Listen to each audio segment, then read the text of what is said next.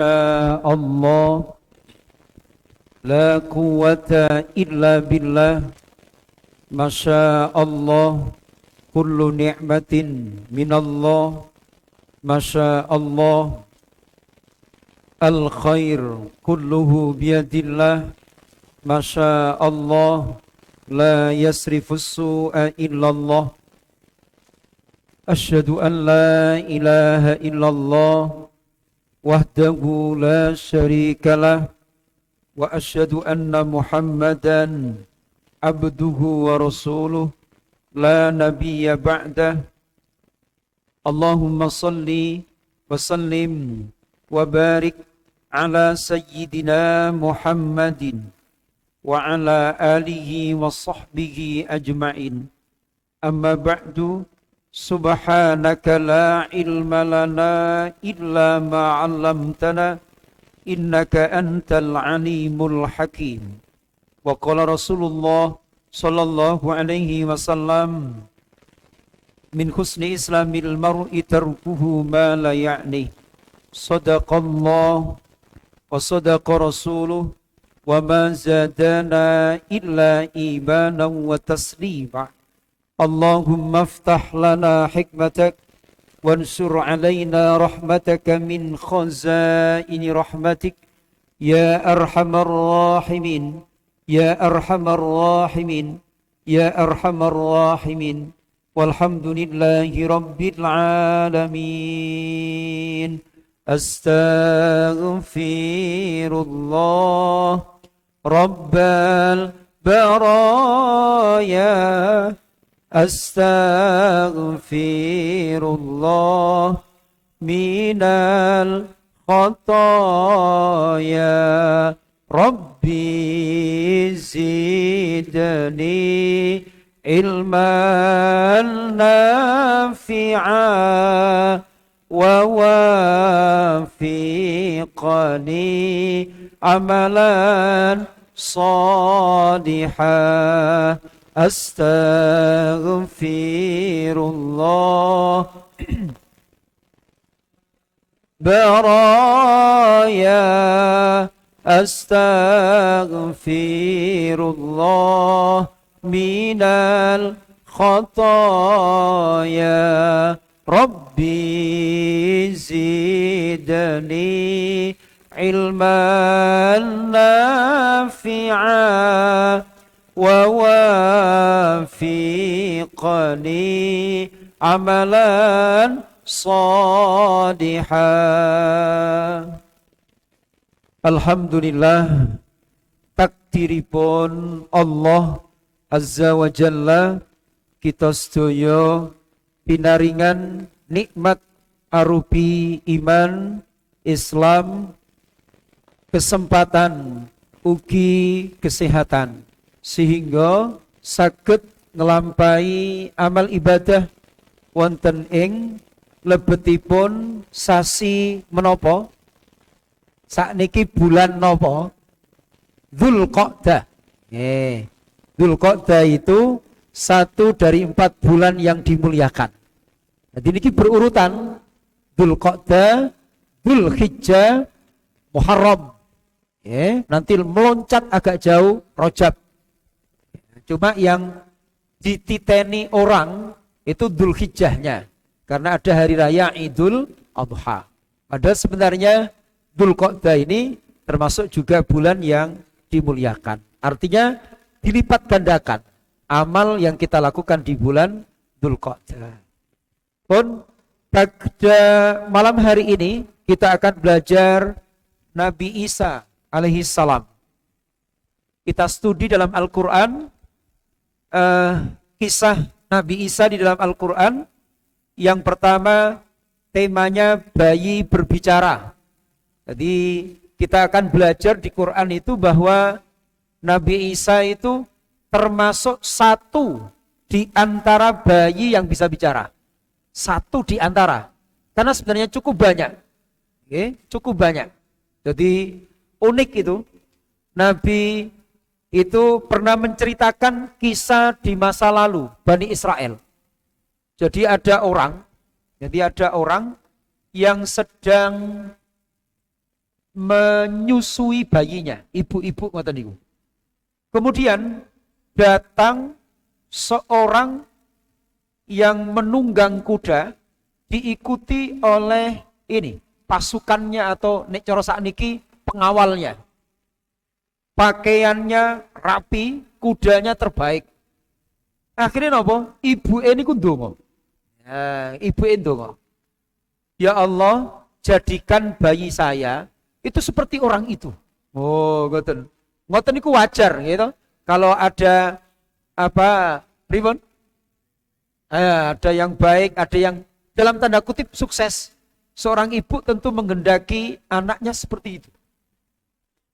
Ternyata bayi ini langsung, bayi ini cek durung iso ngomong, belum genep 2 tahun kok, mau menyusui. Langsung dilepas. Jadi ASI ibu dilepas, langsung dia berdoa kepada Allah. Ya Allah, jangan jadikan saya seperti dia.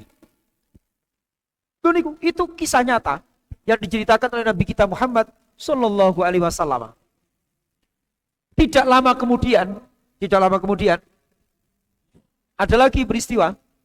Jadi ada seorang budak perempuan yang warnanya hitam legam dipukuli di pasar. Dipukul di pasar. Akhirnya apa? Ibu niki ndonga. Niku wau. Jadi bagi dia ini bermasalah, tidak sukses. Jadi berdoa, ya Allah, jangan jadikan anak saya seperti perempuan yang dipukuli di pasar itu. Langsung bayi ini kembali melepas ASI ibunya, seraya berdoa, ya Allah, jadikan saya seperti dia. Sahabat kaget mendengar cerita seperti itu. Niku maksudnya pripun ya Rasul? Gini loh. Ternyata pejabat tadi yang dikawal banyak orang, kendaraannya super mewah, karena waktu itu tidak ada mobil, ya kuda yang paling mewah.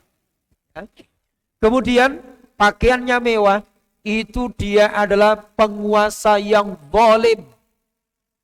Hakikatnya, dia suka memeras rakyatnya, maka bayi itu tidak suka kalau dia nanti besarnya seperti penguasa itu. Yang kedua, perempuan yang dipukuli di pasar, dia itu ahli ibadah, perempuan yang solihah, cuma dia difitnah mencuri, sebenarnya dia tidak. Maka dia walinya Allah, dia orang yang solihah, maka layak bayi ini berdoa kepada Allah seperti menjadi kelak besarnya seperti perempuan itu. Pelajaran pentingnya apa? Ningali tiang, niku mboten cekap, hanya melihat zohirnya saja. Kadang orang itu mulia di mata manusia, tapi dia sebenarnya hina di sisi Allah Ta'ala. Sebaliknya, dia begitu tidak dihargai di tengah-tengah masyarakat, tapi sebenarnya dia istimewa di sisi Allah Ta'ala. Jadi ini kisah nyata nih. Saat niki Nabi Isa, diceritakan di surah Maryam niki. Jadi Nabi Isa niku saged ngomong, saged wican tenan waktu bayi. A'udzu billahi minasy syaithanir rajim. Bismillahirrahmanirrahim. Fa'atat bihi qaumaha tahmiluh. Qalu ya Maryam laqad ji'ti syai'an fariya. Ya ukhta Harun ma kana abuki imra'a saw'in wa ma kanat ummuki baghiya. فأشارت إليه قالوا كيف نكلم من كان في المهد صبيا قال إني عبد الله آتاني الكتاب وجعلني نبيا وجعلني مباركا أينما كنت وأوصاني بالصلاة والزكاة ما دمت حيا وبرا بوالدتي ولم يجعلني جبارا شقيا wassalamu alayya yawma wulidtu wa yawma amutu wa yawma ub'atsu hayya dzalika Isa ibn Maryam qaulal haqqil ladzi fihi yamtarun. Dia Maryam, niki ceritanya cukup panjang. Jadi Bunda Maryam itu karena dituduh zina macam-macam, akhirnya beliau mengasingkan diri. Nggih, mengasingkan diri. Ngoten. Apa itu agak menjauh dari Baitul Maqdis itu. Tapi setelah melahirkan, nah ini setelah melahirkan, Ibunda Maryam datang dengan tegar kembali ke Baitul Maqdis kepada kaumnya dengan menggendong bayinya itu. Maka pelajarannya apa? Tidak usah takut jika tidak bersalah. Pertolongan Allah segera tiba. Lho ngono. Jadi nek pancen gak nyolong duit rakyat, lapo kok wedi? Betul lho. Jadi sing wedi-wedi niku ada indikasi pancine. Ya wis ngoten niku. Nek pancen gak salah, lapo kok singidan? Ya hadapi tuntutan hukum itu dengan penuh niki kejujuran. Akhirnya teko teng mriku. Maka kaumnya itu bertanya, wahai Maryam, sungguh engkau benar-benar telah membawa sesuatu yang sangat mungkar. Wahai saudara perempuan Harun, ayahmu bukan seorang yang berpengerangai buruk, ibumu bukan seorang perempuan pezina. Jadi Ibunda Maryam itu dilokno, bapakmu lho wong apik, ibumu ya wong apik, lha apa kok zina koyo ngene iki. Dituduh ngoten niku. Akhirnya napa? Mboten kakean ngomong Ibunda Maryam iki. Wis iki lho. Iki lho. Takonono bayiku. Wis. Ben roh iki ngono anake sapa? Oh, ben roh aku iku zina apa gak? Lah, pusing. Wong bayi kok ditakoni. Jadi kaumnya itu berkata, bagaimana mungkin kami akan berbicara dengan anak kecil yang masih dalam ayunan? Akhirnya napa? Nabi Isa langsung dawuh, qala inni abdullah, aku iki kawulane Allah. Lho niki. Maka ini membatalkan yang menyatakan Nabi Isa itu adalah Tuhan. Gak cocok belas. Nabi Isa ketika pertama kali bicara, itu yang disebut aku iki kawulane Gusti Allah. Inni Abdullah. Ngoten. Terus pripun di situ? Nggih.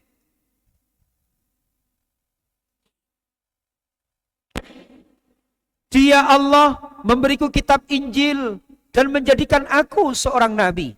Dia menjadikan aku seorang yang diberkahi di mana saja aku berada dan memerintahkan kepadaku untuk melaksanakan sholat, zakat sepanjang hayatku. Loh niki lho, cetha. Jadi Nabi Isa itu sudah dawuh, aku iki kawulane Allah, aku iku nabine Allah, aku iku sholat, aku iku zakat sampai mati. Loh ngono lho. Bagaimana mungkin Tuhan menyembah Tuhan? Tidak mungkin tuh. Itu jelas, itu beliau adalah hamba Allah.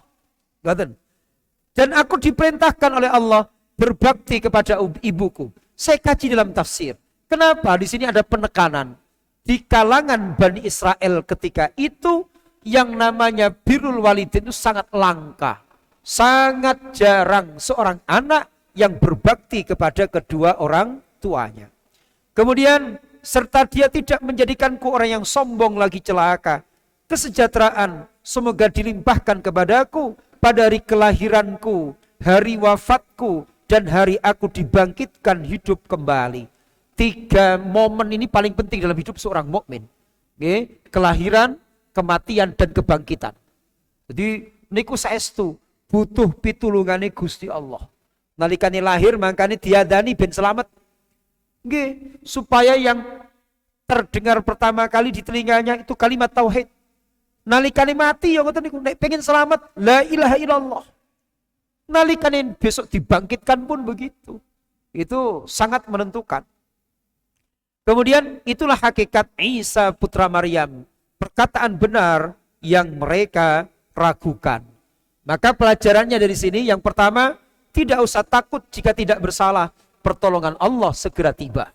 Yang kedua, jangan tergesa-gesa untuk suudon atas perilaku berbeda yang dilakukan oleh orang-orang soleh. Hati-hati ketika itu menuduh ibunda Maryam zina, ternyata Allah menunjukkan kuasanya. Maka waspada boleh, suudon jangan. Ya, jadi waspada boleh, tapi suudon jangan. Yang ketiga, ucapan pertama Nabi Isa alaihissalam sewaktu bayi adalah proklamasi, ini Abdullah, saya adalah hamba Allah. Yang keempat, salat, zakat, dan birrul walidain merupakan syiar para nabi dan solihin. Makanya ojo ngaku dadi wong Islam, ojo ngaku dadi kaulane Gusti Allah nek gak salat, nek gak zakat, nek wani marang wong tua. Itu syiarnya para nabi.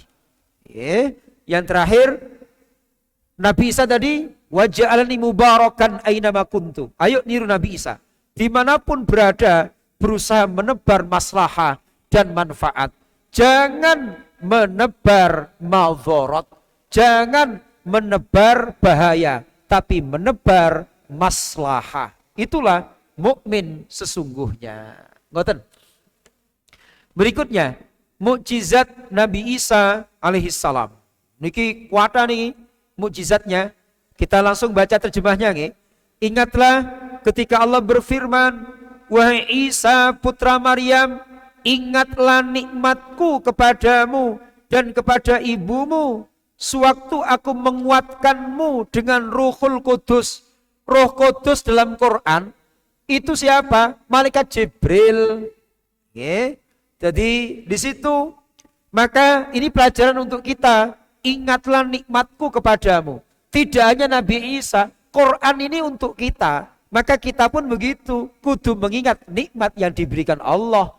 Lah cara mengingatnya apa? Lisane ngucap alhamdulillah, atine sadar nikmatiku saking Gusti Allah, seluruh tobat, seluruh tubuhnya berusaha taat marang Gusti Allah. Itu wujud syukur.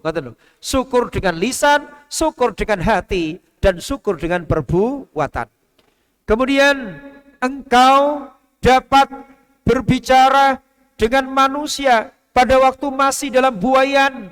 Ini mukjizat. Setelah dewasa, ingatlah ketika aku mengajarkan, menulis kepadamu juga hikmah, Taurat, Injil. Ingatlah ketika engkau membentuk dari tanah sesuatu seperti bentuk burung dengan seizinku. Hati-hati di situ. Semuanya tadi nanti diakhiri dengan kata dengan seizinku. Ayo coba kita cermati. Kemudian engkau meniupnya, lalu menjadi seekor burung yang sebenarnya dengan seizinku. Jadi tanah dimplek-emplek, dibentuk burung atas izin Allah, jadi burung yang hidup. Itu mukjizatnya Nabi Isa.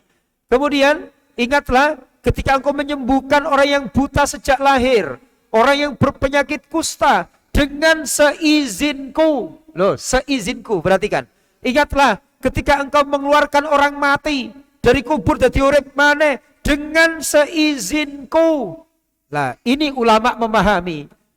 Orang yang memberi izin, ya, yang memberi izin dan diberi izin itu tentu dua entitas yang berbeda. Maka tidak mungkin ini dikatakan Nabi Isa itu Tuhan. Tidak bisa.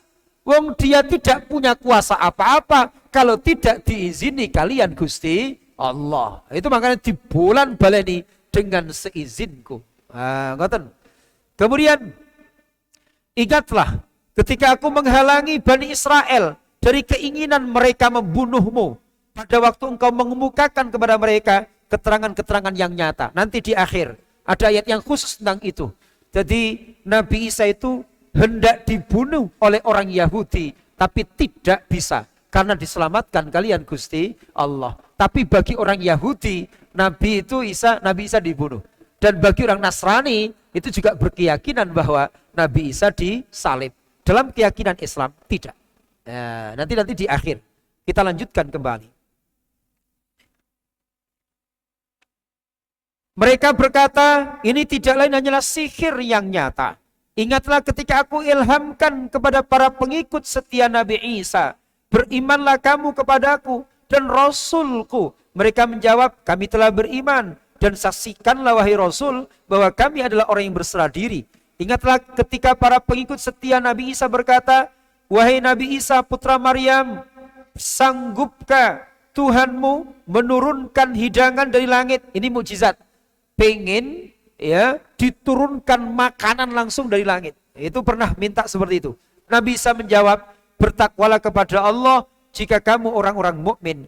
Mereka berkata, kami ingin makan darinya dan agar tentram hati kami serta agar kami yakin bahwa engkau telah berkata benar kepada kami dan atasnya kami termasuk orang yang menjadi saksi. Maksudnya apa?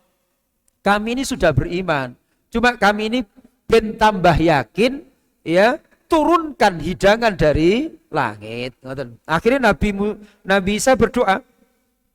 Niki nggih saged jenengan waca donga niki ya. Allahumma rabbana anzil alaina ma'idatan minas sama takunu lana idan li awwalina wa akhirina wa ayatan minka warzuqna wa anta khairur raziqin. Nah niku nggih jenengan nek rada butuh maca niku. Nek rada butuh duit ya, rada cepet. Nek rada butuh duit cepet dibaleni ping 7 nggih. Nanti insyaallah.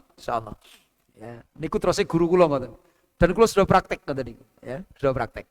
Jadi nek rada butuh duit rada cepet, lha niku wau diwaca ping 7 dengan penuh yakin terhadap kemahakuasaan Allah. Nggih, ojo rame-rame tapi ojo rame-rame. Ojo rame-rame.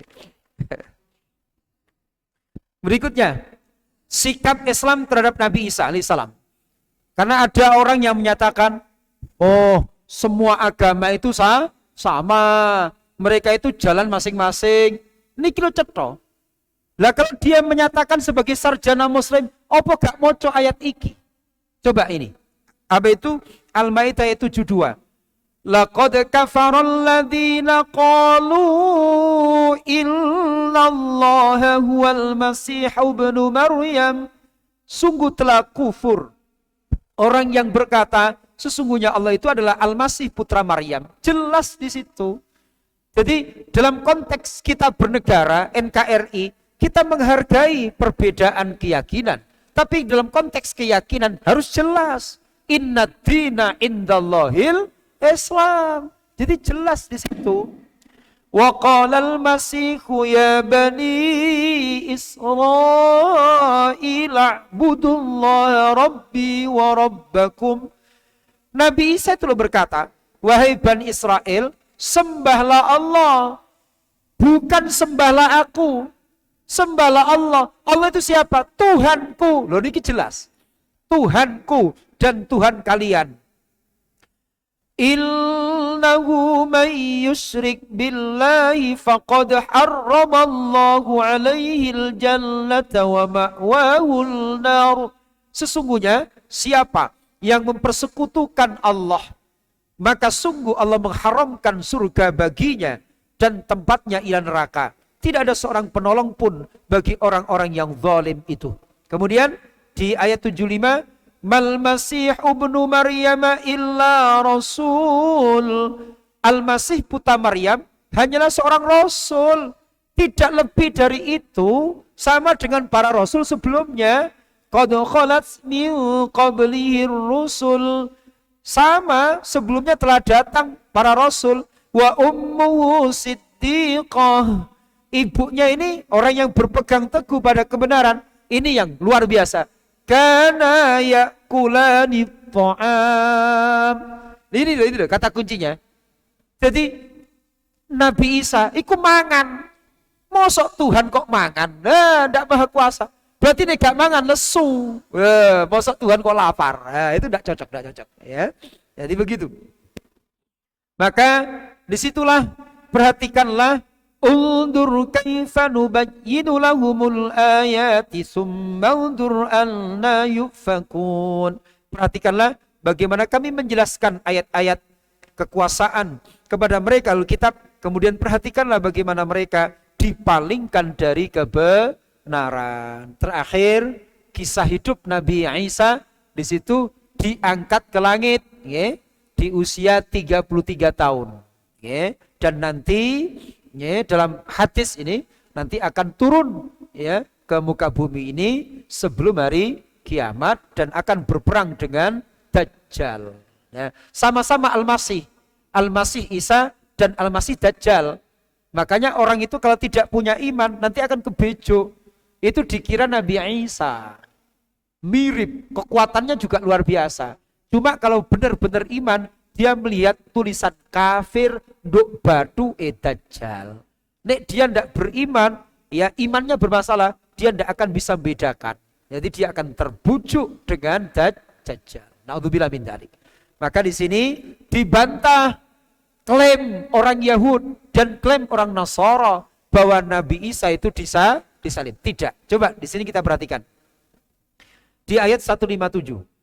Wa qaulihim inna qatalnal masiha Isa ibn Maryam Rasulullah wa ma qataluhu wa ma salabuhu walakin shubbiha lahum wa illal ladzina ikhtalafu fihi la fi syakkin min ma lahu bihi min ilmin illa ittiba'adh dhalli wa ma qataluhu yaqina.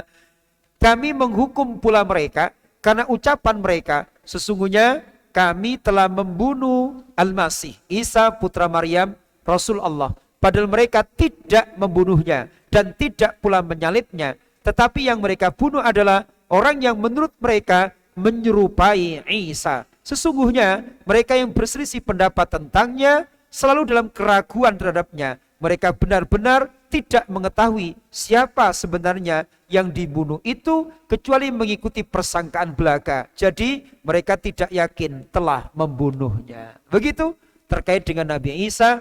Mudah-mudahan kita semuanya selalu diselamatkan oleh Allah Azza wa Jalla. Kali ini tidak ada kesempatan bertanya, mohon maaf, karena setelah ini saya pamit. Saya beri pertanyaan 2 yang bisa dapat hadiah kerudung cantik untuk istri tercinta. Satunya merah, satunya biru.